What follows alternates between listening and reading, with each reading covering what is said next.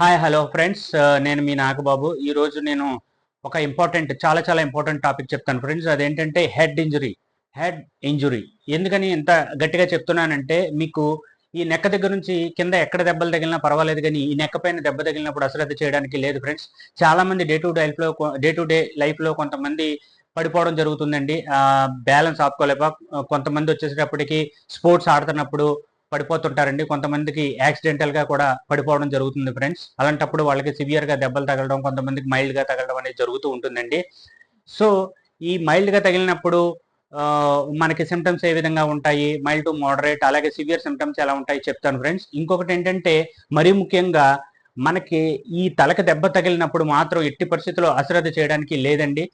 ఆ ఒక సిమ్టమ్స్ ఎట్లా ఉంటాయంటే, వాళ్ళకి తీవ్రమైన తలనొప్పి రావడం, అలాగే గుర్తుపట్టలేకపోవడం మనుషుల్ని, అలాగే కొంతమంది వచ్చేటప్పటికి ముక్కులో నుంచి చెవులో నుంచి రక్తం రావడం, కొంతమందికి ఒక వ్యక్తి ఇద్దరు ముగ్గురుగా కనపడడం, అలాగే కొంతమందికి వామిటింగ్స్ అవ్వడం, కొంతమంది అన్కాన్షియస్ లోకి వెళ్ళడం, ఇట్లాంటివి జరుగుతాయి ఫ్రెండ్స్.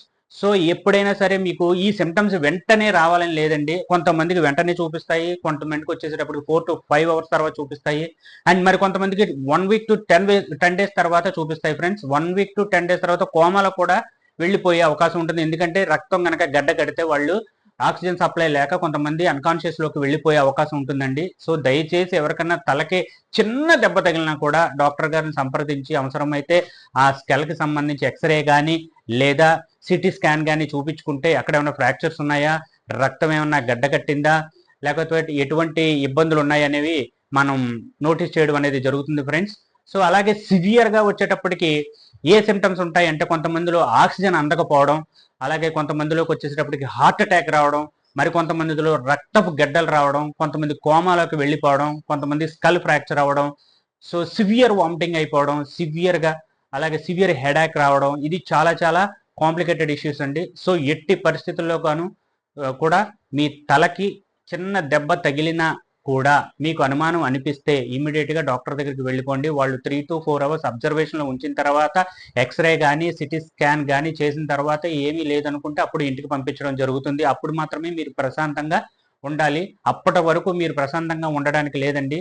తలకి దెబ్బ తగిలింది అనుకుంటే అది ఎప్పటికైనా డేంజరేనండి. సో నేను ఈ వీడియో ద్వారా నేను మీకు ఈ విషయాలు చెప్పాలనుకుంటున్నా ఫ్రెండ్స్. ఎక్కడన్నా ఎవరికన్నా ఇబ్బంది అయినా సరే మీరు ఈ విషయాల ద్వారా మీకు ఒక ఐడియా అనేది వస్తుంది. Thank you guys. ఈ వీడియో మీకు నచ్చినట్లయితే షేర్ చేయండి, సబ్స్క్రైబ్ చేయండి, అలాగే click bell icon. Thank you.